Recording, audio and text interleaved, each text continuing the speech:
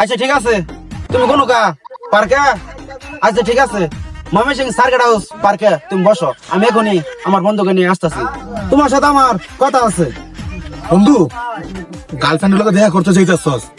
আমার না বাইক আছে, বাইকটা নিয়ে আসা আমাকে বন্ধু তো ঠিকই কইছ, মামার অন্তে যেমন আজকে বাইকের চাবি লইয়া তুমি দেখা করতে যাবো, চল।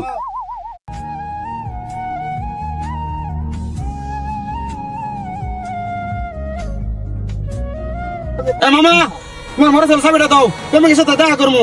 দেখা না করলে আজকে আমার মাথা মাথা নষ্ট হয়ে যাবো। তাড়াতাড়ি গাড়ি চাবি দাও। চাবি লেগে গেছে, জায়গা স্টেশন থেকে বাইক নিয়ে গার্লফ্রেন্ডের লোকে দেখা করবার যাবো। বাইক কে লেগেছে গার্লফ্রেন্ডের লোকে দেখা করবার লেগে। মামা, তুমি আমার গাড়ি চাবি দিলা না, যেমন তোমার বাইকের চাবি আজকে আমি নিয়ে আসবো। দেখো কি করতেছি। বন্ধু চল সামনে আজ্ঞা, আর তোমার সাথে খেলতে আইতাছি।